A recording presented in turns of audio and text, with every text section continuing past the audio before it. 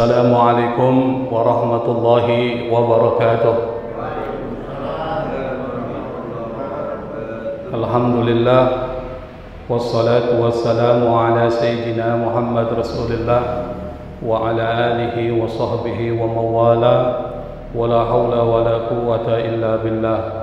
Allahumma la sahla illa ma ja'altahu sahla, wa anta taj'al as-sa'ba aw al-hadna idza syi'ta sahla, birahmatika arhamar rahimin. Subhanaka la ilma lana illa ma 'allamtana innaka antal alimul hakim, wa la haula wa la quwwata illa billahil aliyyil azim. Rabbi ishrah li sadri wa yassir li amri wahlul 'uqdatan min lisani yafqahu qawli, amma ba'd. Ma'asyiral hadirin jamaah Masjid Jami Darussalam yang dimuliakan, dirahmati dan dibanggakan oleh Allah Subhanahu wa taala. Kita bersyukur kepada Allah Subhanahu wa taala karena masih memberikan kesempatan kepada kita, masih menggerakkan hati kita, meringankan langkah kaki kita, hingga kita masih bisa berkumpul di satu majelis yang dimuliakan, dibanggakan oleh Allah Subhanahu wa taala. Karena tidak banyak orang-orang yang digerakkan hatinya, diringankan langkah kakinya, sehingga dapat menghadiri majelis seperti ini, terlebih lagi pada hari-hari seperti ini, hari Ahad. Biasanya hari Ahad ini hari libur, masyarakat biasanya menghabiskan waktunya untuk liburan dengan keluarganya. Tapi alhamdulillah kita masih diberi kesempatan oleh Allah.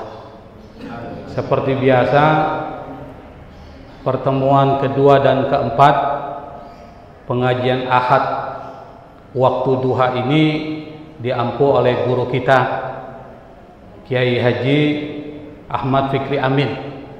Tapi karena beliau ada halangan melaksanakan umroh, maka saya diminta untuk menggantikan sementara dan mengisi kajian. Makanya orang bilang Ustadz Rusli ini spesialis pengganti, badal. Dan memang saya selalu jadi badal memang. Kalau badal di dalam nahwu sharaf itu menggantikan. Nah ini menggantikan juga. Tapi tidak apa-apalah. Yang namanya badal juga kan insya Allah akan dapatkan sesuatu dari Allah Subhanahu wa ta'ala. Biasanya yang namanya badal lebih sulit yang digantikan. Kenapa? Pertama mencari tema. Tema apa ya? Kalau pengajar tetap kan memang sudah berurutan temanya. Tapi kalau badal ini mencari tema apa? Akhirnya karena diberitahu hari Sabtu besoknya hari Minggu kan? Saya bingung kira-kira tema apa nih? Udah habis dibahas, akhirnya terpikir gimana kalau membahas tema tentang politik, karena sekarang tahun-tahun politik. Dalam waktu dekat akan ada pemilihan presiden. Kita mungkin perlu tahu apa sih hal-hal yang harus dipenuhi sebagai seorang pemimpin, etika kepemimpinan seperti apa. Akhirnya saya coba angkat tema itu, tapi supaya lebih keren, ini lebih keren dong nih, harus ada kitabnya. Carilah kitab. Ternyata ada Imam Al-Ghazali, seorang yang sangat saya kagumi, itu menulis satu kitab namanya At-Tibrul Masbuk fi Nasihatil Muluk. Kitab ini nggak populer, tapi kitab ini bisa kita kaji untuk melihat 10 prinsip etika kepemimpinan di dalam Islam menurut perspektif Al-Ghazali.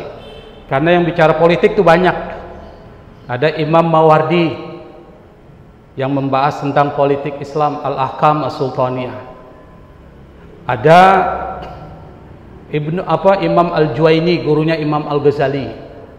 Ada juga Ibnul Qayyim Al-Jauziyah, ada juga Ibnu Taimiyah, dan ada Imam Al-Ghazali.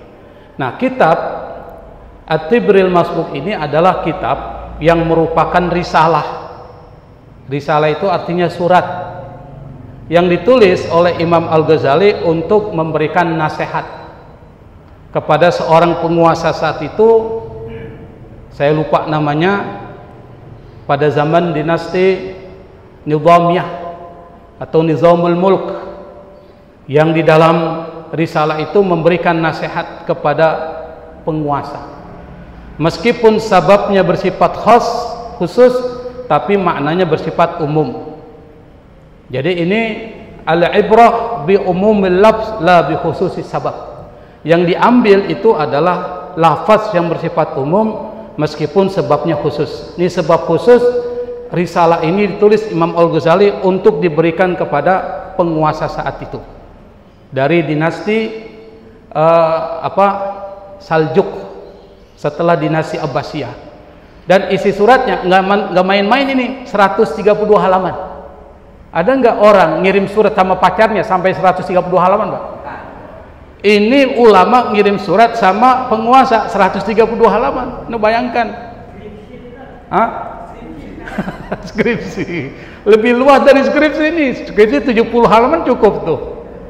Ini 132 halaman, luar biasa. Ulama begitu. Sama dengan Imam Syafi'i menulis kitab Ar-Risalah. Itu sebagai pesanan untuk memberikan satu arahan kepada masyarakat supaya berpegang kepada sunnah Nabi. Dia buatlah kitab namanya Ar-Risalah. Jadi kitab usul fikih pertama yang ditulis oleh Imam Syafi'i. Ini risalah yang ditulis oleh Imam Al-Ghazali, yang di dalam risalah itu ada 3 bagian. Bagian pertama bicara tentang persoalan kaidah-kaidah dalam tauhid. Di dalam kaidah tersebut dikatakan misalnya kepemimpinan hanya milik Allah, manusia hanya menerima amanat saja.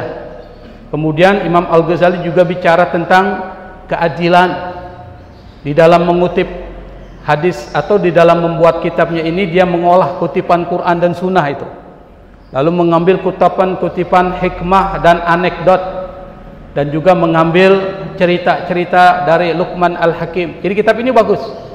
Kemudian Imam Al-Ghazali juga mengutip anekdot-anekdot, cerita-cerita lucu dari Raja Anusirwan, Syahinsah hingga Yazdajid yang ada di Persia. Karena Imam Al-Ghazali tinggal di Baghdad, Irak. Irak itu dekat dengan Iran, masuk kategori Persia, kerajaan Furs Persia, yang saat itu dikuasai oleh dinasti Saljuk. Yang salah satu penguasa yang sangat hebat namanya Nizamul Mulk, yang kemudian mendirikan satu universitas, Imam Al-Ghazali sebagai rektornya, namanya An-Nizamiyah, Madrasah An-Nizamiyah. Madrasah ini artinya bukan sekolah, tapi perguruan tinggi, namanya An-Nizamiyah. Nah, seperti apa pemikiran dari Imam Al-Ghazali terkait dengan etika kepemimpinan di dalam Islam? Ini lebih mengarah ke kuliah ya, akademik. Jadi nanti kalau ada sedikit berat sedikit, tidur aja lah, nggak usah terlalu diambil hati. Yang namanya orang belajar kan, nanti kalau berat sedikit, udah nggak usah disimpan dalam hati, lepasin aja, insya Allah nggak akan kepikiran. Nah, kita akan bahas, saya nggak akan bahas keseluruhan, tapi yang saya bahas adalah 10 prinsip yang saya belum sempat terjemahin, tapi screenshot saja yang penting-penting, nanti kita akan bahas. Jadi seperti pengajian yang pengajian akademik ya, sini kan rata-rata S1 ya, jadi nggak terlalu khawatir saya. S2, S1, S mambo itu. Artinya nggak khawatir saya.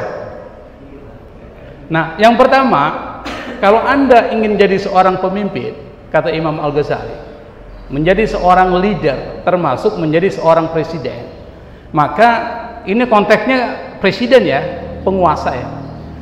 Maka yang pertama, kata Imam Al-Ghazali itu adalah Anda harus tahu manfaat dan bahaya kekuasaan. Karena selama ini orang menganggap enak aja itu jadi pemimpin. Orang menganggap banyak kenikmatan fasilitas yang diberikan kalau jadi penguasa. Kasus sekarang kan memperlihatkan bagaimana dengan enaknya dan mudahnya Gibran menjadi cawapres. Padahal dia tidak tahu apa yang dibalik itu gitu loh. Apa yang ada di balik kekuasaan. Seorang Soeharto saja hampir gagal mengelola negara seperti ini. Gagalnya apa? Ya salah satu contohnya kan digulingkan, itu kan gagal. Soekarno pun gagal. Soekarno juga dikudeta. Kemudian siapa lagi? Hampir sebagian besar gagal untuk mengelola bangsa ini. Kenapa? Indikatornya banyak masyarakat yang belum sejahtera. Tingkat kemiskinan bukan malah menaik tapi menurun. Itu indikator untuk melihat kepemimpinan. Maka kata Imam Al-Ghazali, kalau Anda ingin menjadi seorang penguasa, Anda harus tahu dong apa manfaat dan bahaya kekuasaan. Kekuasaan itu bisa memberikan manfaat kalau Anda gunakan dengan benar. Tapi kekuasaan itu bisa memberikan mudarat, bahaya kalau Anda tidak menggunakannya dengan benar. Itu kata Imam Al-Ghazali. Maka ada kutipan dalam bahasa Arab. Kalau ada yang bisa baca, saya kasih uang 100.000 nih. 100.000. Kata Imam Al-Ghazali, huwa an ta'rifa awalan qadral wilayati wa ta'lama khataraha. Yang pertama, kata Imam Al-Ghazali dalam kitab At-Tibrul Masuk, al-aslul awal, prinsip pertama kata Imam Al-Ghazali, kamu harus mengenali, ta'rif, mengetahui apa qadral wilayah. Qadral wilayah itu artinya nilai, manfaat kekuasaan, dan mengetahui khataraha, bahayanya. Kenapa? Fa innal wilayata ni'matun min ni'amillah. Karena kepemimpinan itu anugerah, nikmat dari Allah. Man qama bihaqqiha nala minas sa'ada ma la nihayatalah wa la sa'adata ba'da. Barang siapa yang menjalankan kekuasaan itu dengan benar, kata Imam Al-Ghazali, nala, dia akan mendapatkan minas sa'ada, kebahagiaan, ma la nihayatalahu, yang tidak akan berakhir. Artinya apa? Anda kalau menjadi penguasa lalu Anda menjalankan dengan benar, pahalanya besar banget. Tapi kalau seandainya tidak menjalankan dengan benar, maka Anda akan celaka. Celakanya apa? Di dunia di demo orang, di kudeta orang, di akhirat dia akan mendapatkan kecelakaan. Itu kata Imam Al-Ghazali. Nah, salah satu dalil ini nggak usah dilihat di situlah kalau bingung, dengerin aja kan. Ini cuma pegangan saya aja. Di antara dalil yang menunjukkan bahwa kekuasaan itu adalah mengandung satu bahaya adalah dalil yang diriwayatkan oleh Ibnu Abbas radhiyallahu anhu. Dan Ibnu Abbas ini adalah seorang perawi hadis yang masuk ke dalam 7 sahabat yang banyak meriwayatkan hadis. Ini Ibnu Abbas. Ibnu Abbas ini adalah sepupu Nabi yang pada saat masih kecil Nabi doakan. Apa kata Nabi? Allahumma faqihu fid din wa 'allimhu ta'wil. Kata Nabi, dia berdoa kepada Allah, ya Allah, berikan pemahaman kepada Ibnu Abbas tentang ilmu agama, wa 'allimhu ta'wil, dan ajarkan kepadanya ta'wil dan tafsir.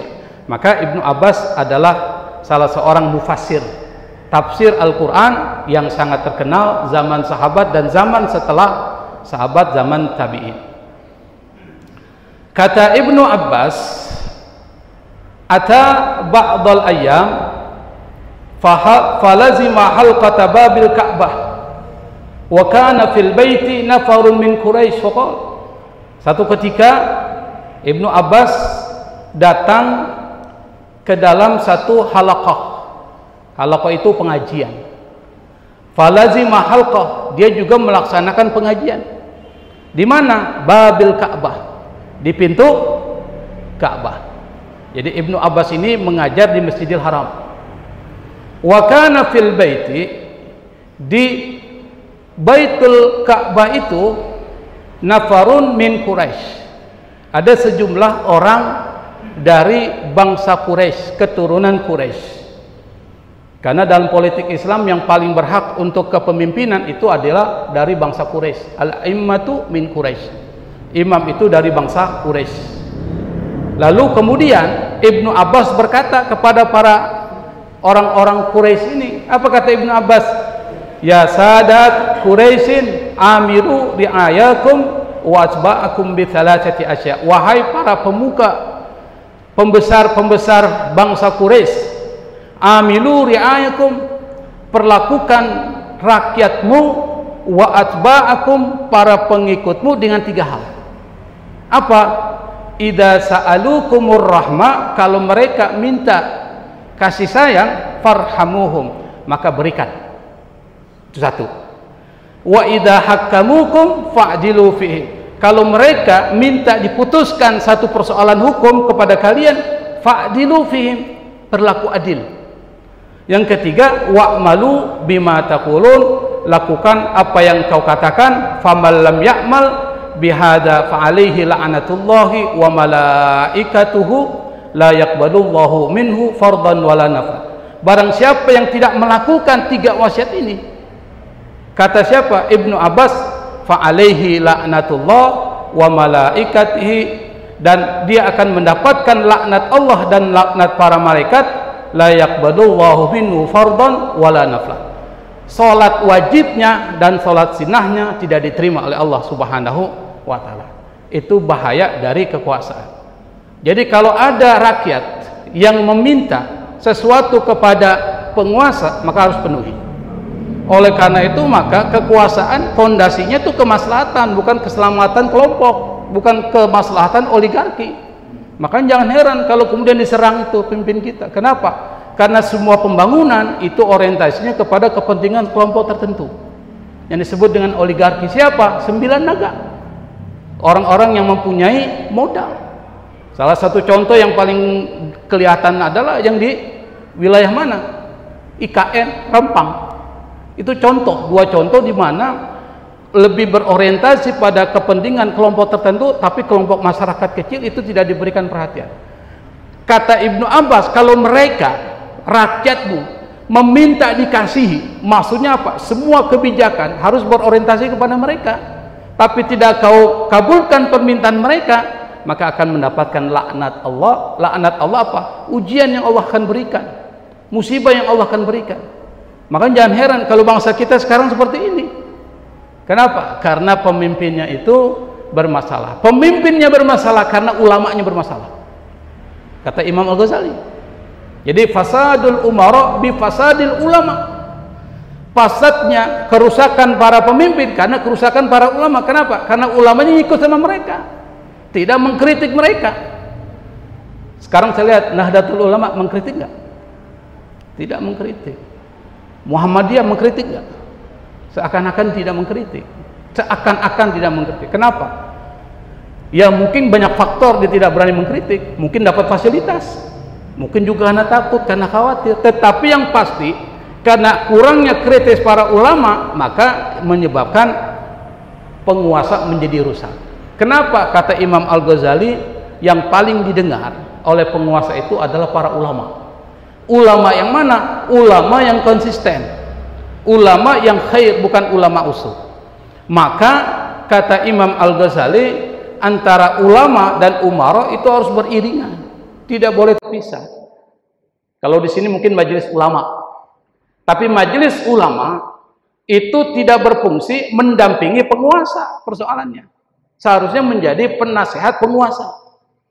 Apa yang dilakukan oleh para penguasa itu dikontrol oleh majelis ulama. Seharusnya idealnya seperti itu. Tapi nyatanya dalam realitasnya mereka jalan sendiri-sendiri. Tidak ada koordinasi. Itu nanti perlu ada pembaharuan terkait dengan eksistensi atau keberadaan majelis ulama dikaitkan dengan penguasa. Imam Al-Ghazali sudah bicara itu. Kapan Imam Al-Ghazali hidup? Ratusan tahun yang lalu dia sudah bicara konsep yang sangat modern. Kata Nabi, ahabbun nasi ilallahi wa aqrabuhum ilaihi as-sultanul adil wa abghaduhum ilaihi wa abaduhum minhu as-sultanul jair. Kata Nabi, dikutip oleh Imam Al-Ghazali, manusia yang paling dicintai oleh Allah, yang paling dekat kepada Allah, itu adalah pemimpin yang adil. Kalau dicintai oleh Allah, dekat dengan Allah, pasti Allah akan bantu kepemimpinannya. Tapi kalau ternyata dia tidak dekat dengan Allah, tidak dicintai oleh Allah, maka jangan heran kalau kepemimpinannya nggak dibantu. Di mana-mana muncul demo, di mana-mana muncul bully, di mana-mana muncul kritik dan seterusnya. Kenapa? Tidak dibantu oleh Allah Subhanahu wa taala.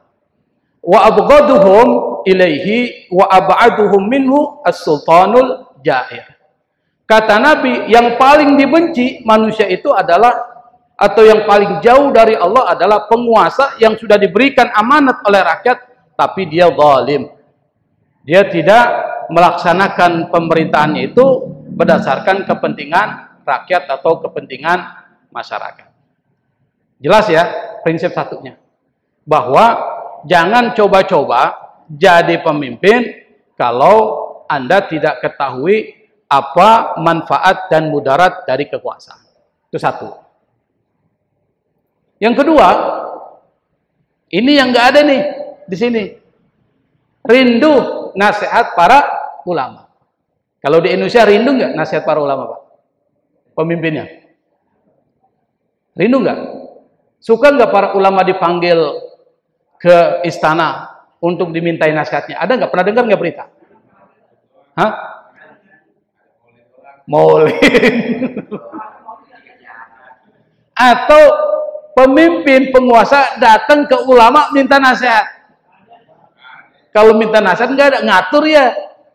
Ngatur pesantren, iya, dia ngatur. Nih duit nih nanti begini ya. Pilih nomor berapa sih?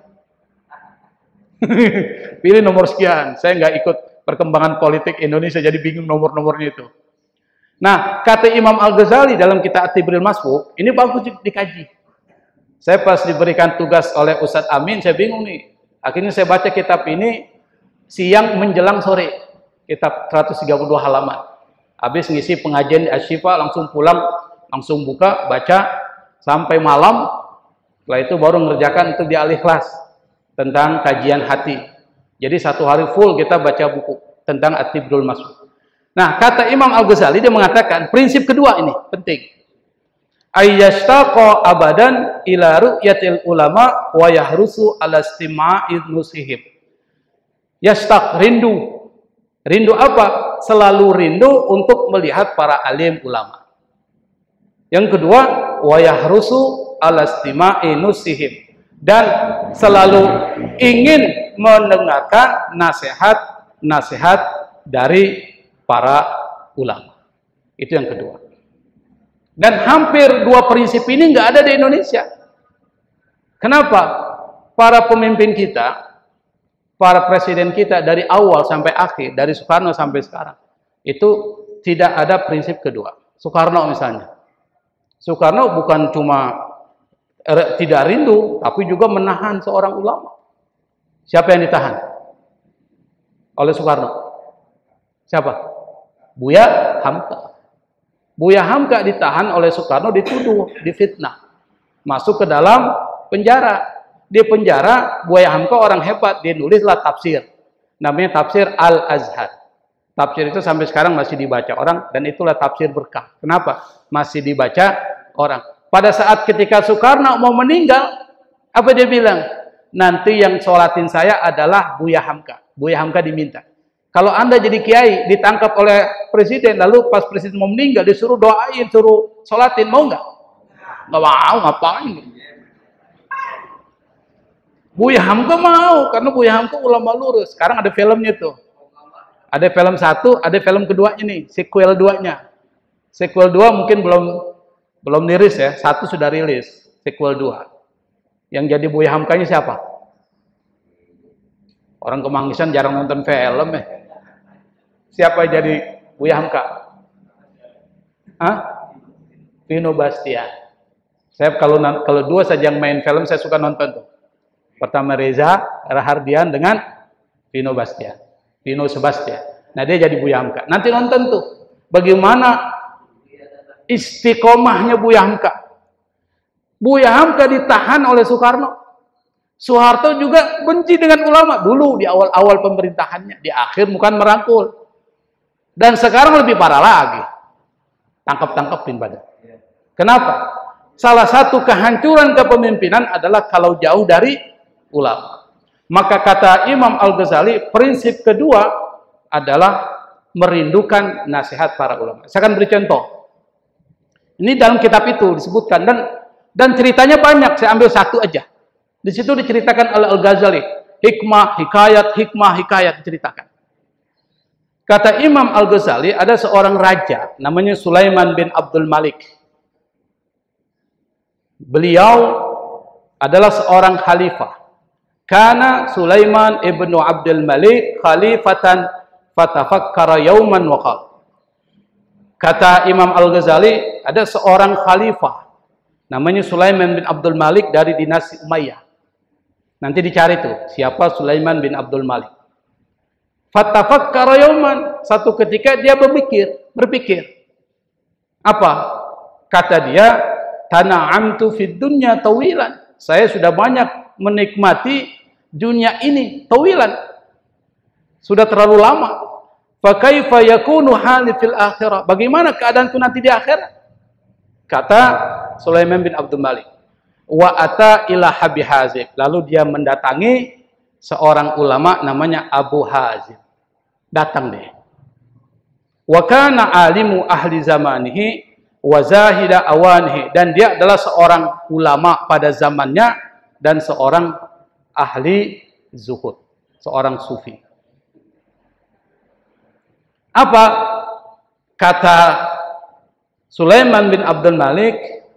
Anfidli syai'an min quwwatikal ladzi tubtiru alaihi. Coba kau perlihatkan kepadaku sesuatu yang kau makan untuk berbukamu. Sesuatu yang kau makan. Fa anfadalahu qalilan min nakhala. Kemudian diperlihatkanlah makanan itu. Makanan yang kalau seandainya kita makan, kita mungkin tidak mau makannya. Faqala hadza futuri. Kata Abu Hazim, inilah makananku. Falamma ra'a Sulaiman dzalika baka wa athara fi qalbihi al-khusyu' ta'siran kabiran. Wa athara fi qalbihi al-khusyu' ta'siran kabiran. Ketika Sulaiman bin Abdul Malik melihat makanan yang dimakan oleh ulama yang bernama Abu Hazim, dia menangis, Pak. Lalu kemudian di dalam hatinya itu ada rasa khusyuk. Akhirnya dia terpengaruh dengan itu. Apa? Fasoma salasata ayyam. Lalu dia puasa selama 3 hari. Jadi nasihat dari Abu Hazim hanya memperlihatkan makanan saja, itu mempengaruhi kejiwaan dari seorang penguasa yang bernama Sulaiman bin Abdul Malik. Kenapa? Karena dia rindu melihat ulama dan rindu nasihat kepada ulama. Bukan cuma Sulaiman bin Abdul Malik, termasuk Umar bin Abdul Aziz. Termasuk khalifah-khalifah yang lain, termasuk khalifah dari dinasti Abbasiyah yang bernama Harun ar-Rasyid. Itu cinta ulama.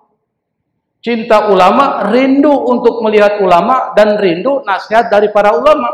Kadangkala ada ulama yang takut-takutan, takut untuk nasihati, jangan-jangan dipenggal nih. Kan raja gitu, kalau nggak enak, tersinggung, main penggal-penggal aja.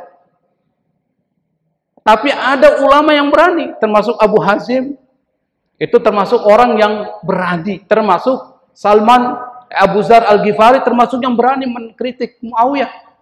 Sampai Muawiyah gerah terhadap Abu Zar Al-Ghifari. Kenapa? Seorang ulama memang harus begitu. Yang disebut dengan perbuatan yang paling utama adalah kalimatul haq ala sultanil jair. Mengatakan satu perkataan yang benar di depan penguasa yang zalim. Berani tidak Anda mengatakan sesuatu yang benar kepada penguasa yang zalim sama kita? Itu adalah afdalul jihad, jihad yang paling utama. Nah, ini yang kedua.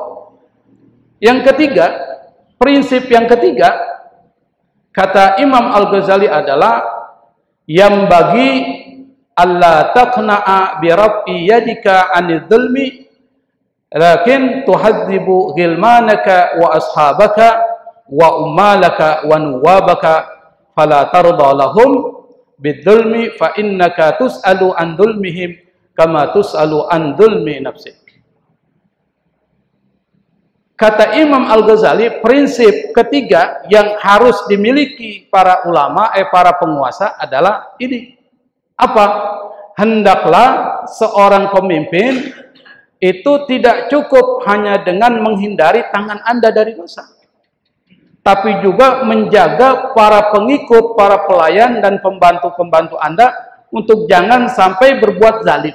Kenapa? Karena Anda sebagai pemimpin akan dimintai terhadap yang dipimpin. Dan Anda pun akan dimintai pertanggungjawaban terhadap kezaliman yang Anda lakukan. Itu kata Imam Al-Ghazali. Jadi antara etika dan adab terhadap kepemimpinan kuat. Ini kan ada istilah yang keluar dari penguasa kita. Ini saya bukan mengkritik Jokowi ya, tapi mengkritik penguasa ya. Ketika dia melakukan kebohongan, apa dia katakan? Dalam persoalan politik, bohong itu adalah hal yang biasa. Anda bayangkan. Dan itu keluar dari mulutnya. Anda bayangkan. Jadi melepaskan persoalan politik dengan etika. Sehingga ada heran kalau kemudian dia terang-terangan melakukan kebohongan-kebohongan itu tadi. Karena dianggap apa? Sesuatu yang biasa. Padahal di dalam Islam ketika orang diberikan amanah setelah tahu prinsip 1 dan prinsip 2, ada prinsip ketiga. Ini baru prinsip ketiga. Apa? Anda tidak boleh melakukan kezaliman. Atau bahkan Anda jangan membiarkan para pembantu-pembantu Anda melakukan kezaliman. Yang kita lihat sekarang kan beda. Dibiarkan korupsi. Betul Pak ya? Dibiarkan korupsi. Dia tahu dia korupsi, tidak ditangkap. Sebagai salah satu alat untuk menyandra mereka nanti. Anda bisa bayangkan. Jadi dibiarkan para pembantu-pembantunya melakukan sesuatu seperti itu. Supaya nanti pada saat ketika dia menyerang, dibuka kartunya. Akhirnya menjadi pengikutnya. Ini nggak boleh. Ini kalau ini kena semua pada penguasa kita Pak. Baru 3 poin. Nah sekarang ada satu cerita ini. Ini cerita ini dijelaskan oleh Imam Al-Ghazali dalam kitab Tibrul Masbuk. Sekali lagi saya cuma screenshot ya, karena waktu untuk menerjemahinnya nggak ada ya. Di dalam kitab At-Tibrul Masbuk itu ditulis oleh Imam Ghazali, beliau mengutip Umar bin Khattab radhiyallahu anhu. Satu ketika beliau, Umar bin Khattab itu menulis surat. Menulis surat kepada siapa? Kepada anak buahnya. Amilihi Abi Musa al-Asy'ari. Yaitu Abu Musa al-Asy'ari yang diangkat menjadi seorang gubernur. Kata Umar bin Khattab di dalam suratnya itu dia mengatakan, amma fa inna as'adal wulati man sa'idat bihi ra'iyatuhu. Kata Umar, ketahuilah wahai Abu Musa al-Asy'ari, sesungguhnya pemimpin yang paling berbahagia itu adalah man sa'idat bihi ra'iyatuhu, adalah pemimpin yang rakyatnya bahagia. Satu. Kata Umar nih kepada Abu Musa al-Asy'ari. Anda tahu Abu Musa al-Asy'ari bagaimana akhlaknya? Akhlaknya luar biasa. Tapi Umar bin Khattab karena menerima informasi lalu menulis surat kepada Abu Musa al-Asy'ari. Wa inna asqal wulati man syaqiyat bihi ra'iyatu. Dan pemimpin yang paling celaka, kata Umar, man syaqiyat bihi ra'iyatu. Pemimpin yang rakyatnya itu susah. Itu kata Umar bin Khattab. Fa iyyaka wa tabassuta fa inna ummalaka yaqtaduna bik. Kata Umar bin Khattab, jauhi sifat menganggap remeh. Kenapa? Fa inna ummalaka yaqtaduna bik. Karena bawahan-bawahan kalian itu akan mencontoh. Jadi kalau pemimpin tidak tegas, bawahannya nggak tegas. Kalau pemimpin dia membiarkan korupsi berlaku, bawahannya sama. Seperti itu. Wa innama mathaluka kamathali dabbatin ra'at mar'an mukhdarran fa akalat katsiran hatta saminat fa kana samanuha sababa halakiha li'annaha bidzalika saman tuzbahu wa tu'kal. Kata Umar bin Khattab, perumpamaan engkau wahai Abu Musa al-Asy'ari itu seperti binatang ternak. Ra'at mar'a mukhdarran, yang melihat rumput yang berwarna hijau. Ini ada binatang ternak. Ngelihat rumput hijau gimana, Pak? Sapi ngelihat rumput hijau, oh, pasti dia deketi. Perumpamaan begitu kata Umar. Fa akalat katsiran, pasti dia akan makan banyak. Hatta saminat, sampai kemudian menjadi gemuk. Nah, kalau udah bicara begini, ini udah pembicaranya Aji Afu nih. Nanti terkait dengan penyembelihan. Fakana samanuha sababa halakya. Gemuknya binatang ternak itu menjadi sebab kehancuran binatang ternak. Maksudnya apa? Kalau binatang ternak itu gemuk, maka ujungnya apa, Pak? Dipotong. Dipotong, disembeli dan dimakan. Kata Umar bin Khattab, li'annaha bidzalika saman, dengan gemuknya itu, maka binatang ternak itu tuzbahu wa tu'kal, disembeli lalu dimakan. Seperti itu. Maka menjadi penguasa itu enggak enak. Jangan dikejar-kejar, karena ini terkait dengan persoalan kekuasaan itu adiktif. Tahu adiktif? Kekuasaan itu jadi candu. Seperti rokok, kalau kita sudah merokok, lalu kemudian kita mau hilangkan rokok itu, enggak enak. Makanya sudah berkuasa 2 periode, masih mau 3 periode. Karena kecanduan, addicted namanya. Seperti orang merokok, disuruh dokter, jangan merokok. 1 minggu dia sanggup, pas minggu kedua, ngerokok lagi. Kalau dia tidak bisa merokok, karena udah kebiasaan merokok, dia angkat tangannya, padahal nggak ada rokok. Tuh, seperti itu. Namanya kecanduan. Makanya ada 4 kelompok orang yang sulit dinasihati. 1, orang yang sedang bercinta asmara, susah dinasihati. Yang kedua, siapa? Orang yang merokok. Ya, Pak? Susah kan? Sini yang merokok sampai Ajita itu. Nasihatin coba. Yang ketiga yang sulit dinasihati adalah pendukungnya Jokowi. Susah itu. Kenapa? Dibilanginnya susah. Dan yang keempat adalah orang kafir. Sawaun alaihim a'andartahum am lam tundirhum la yu'minin. Sama halnya orang kafir itu, kau mau beri nasihat mau tidak, sama aja la yu'minun. Enggak beriman. Kenapa? Udah khatamallahu ala qulubihim. Allah sudah tutup hatinya, wa ala sam'ihim wa ala absarihim gishawa. Pendengaran, penglihatannya udah tertutup. Dan di dalam kitab Taurat ini, wa fit Taurah, itu disebutkan siapapun dari orang atau penguasa yang melakukan kezaliman, atau dari bawahan yang melakukan kezaliman, penguasa itu tahu dia melakukan kezaliman, kana dzalika dzulmu mansuban ilaih, maka kezaliman itu dinisbatkan kepada penguasa itu. Wa akhadha bihi wa ukhidha bihi wa uqibahi alaihi, dan dia akan disiksa dan ukhidha uqibat artinya sama. Jadi kalau ada penguasa, biarkan menterinya melakukan korupsi, dibiarin aja, maka kezalimannya kembali ke dia. Harusnya dia tegur, harusnya dia pecat, harusnya dia hukum. Begitu. Pemerintahan sekarang amburadul, Pak. Kalau kita menggunakan ketiga prinsip yang tadi, baru 3 prinsip sudah bermasalah semua. Yang ketiga, tidak sombong. Di dalam kitab At-Tibrul Masmuk itu, annal waliya fil aglabi yakunu mutakabbiran. Biasanya para pemimpin, penguasa, apakah itu presiden maupun gubernur, pada umumnya fil aglab yakunu mutakabbiran. Biasanya sombong, arogan. Biasanya sombong. Maka kesombongan itu biasanya mengantarkan dia kepada kezaliman. Intinya seperti itu. Di dalam kitab At-Tibrul Masmuk itu ada satu hikayat diceritakan oleh Al-Ghazali.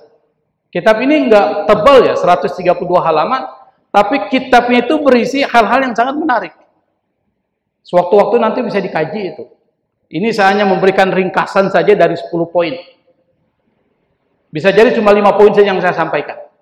Karena kalau semuanya itu capek juga ini. Jadi ada hikayat. Nih hikayatnya. Yang jarang kita dengar ya. Hikayatun yuqalu inna Aba Ja'far Al-Mansur, Abu Ja'far Al-Mansur itu seorang penguasa dari dinasti Abbasiyah yang pertama.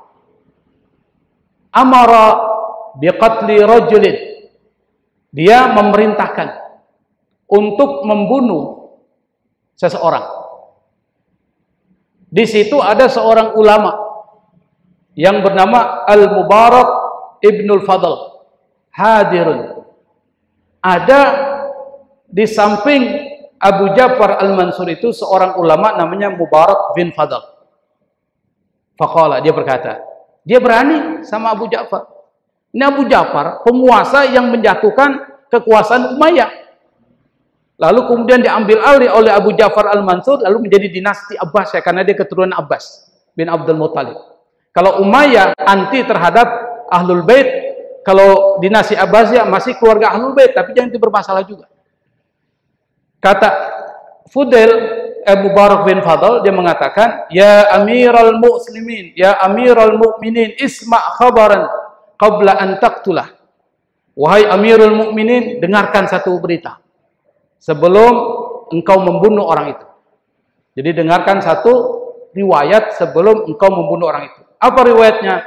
Rawa Hasan Al-Basri an Rasulullah sallallahu alaihi wasallam, seorang ulama tabi'in yang bernama Hasan Al-Basri, beliau meriwayatkan dari Rasulullah sallallahu alaihi wasallam, qol, Nabi berkata, idza kana yaumal qiyamati wa jam'ul khalaiqi fi sa'idin wahid, nada munadin man kana lahu 'indallahi yadun falyaqum fala yaqumu illa man afa 'anil nas.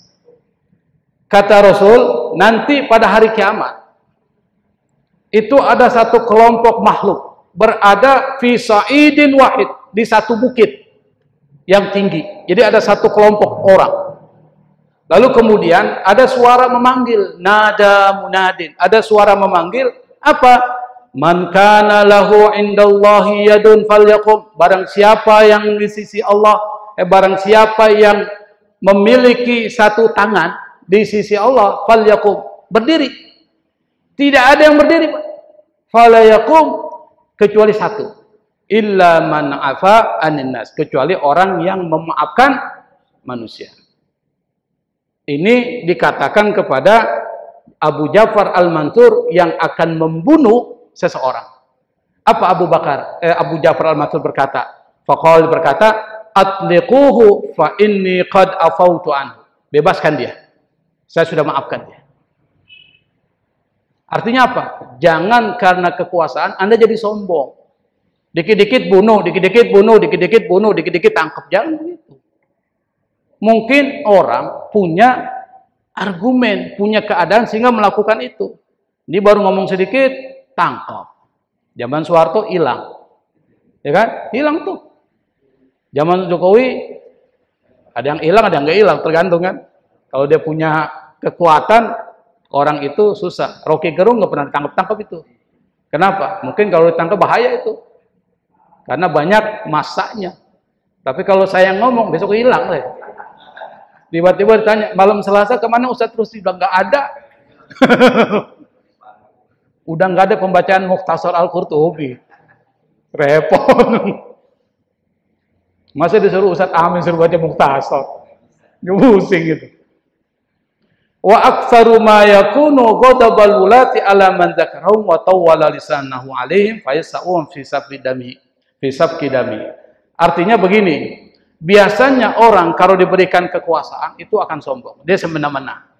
Tapi kemudian karena dia dekat dengan ulama, maka ulama itu bisa memberikan nasihat kepadanya. Maka ketika Anda diangkat menjadi seorang penguasa, kata Imam Al-Ghazali, maka sifat sombong harus hilang. Jangan sedikit-sedikit bunuh, sedikit-sedikit nangkepin orang, sedikit-sedikit tahan orang, jangan. Memaafkan itu lebih baik ketimbang kita melakukan kezaliman, kekerasan terhadap orang yang mungkin berbeda ideologi dengan kita. Yang kelima, ini mungkin sampai 5 aja ya, sampai 5 ya. Saya lihat udah banyak yang lapar ini, banyak yang lapar dan banyak yang tidur. Yang di belakang tidur tuh, ada senderan begini. Ternyata kalau ada senderan enak banget tuh. Yang kelima adalah empati terhadap rakyat.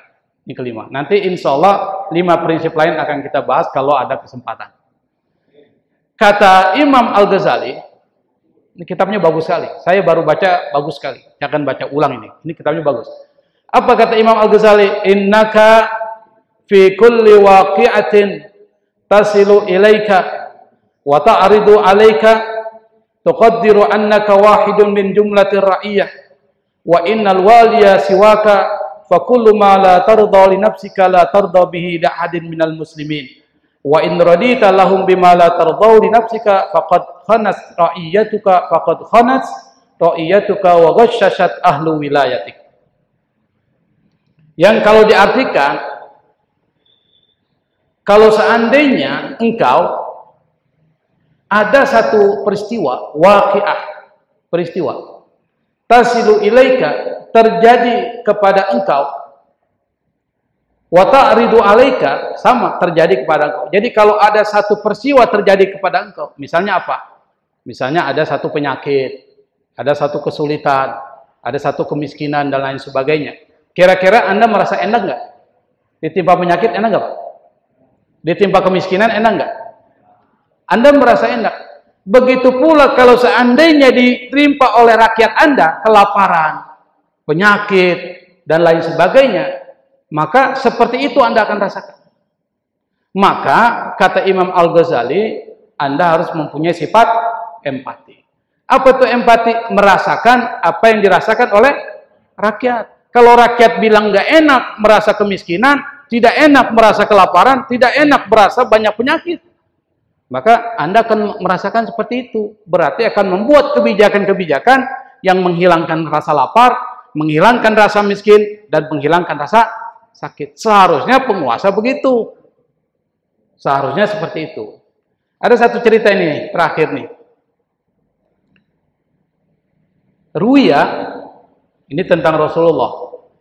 Diriwayatkan, anna Rasulullah sallallahu alaihi wasallam, Rasulullah SAW kana qa'idan yauma badrin fi dhillin. Jadi satu ketika Rasul duduk pada saat perang Badar. Ini perang Badar ini perang terbesar dalam sejarah Islam. Jumlah umat Islam itu kecil dibandingkan jumlah musuh perang Badar. Dan terjadi di bulan Ramadan. Umat Islam sedang puasa. Sedang puasa, haus, panasnya luar biasa. Kalau bulan Ramadan di Timur Tengah itu panas, maka disebut Ramadan. Ramadan itu artinya apa? Sesuatu yang panas. Ramadan, panas sekali. Nah ini kalau bulan Ramadan, kalau kita umroh di bulan Ramadan itu panas sekali.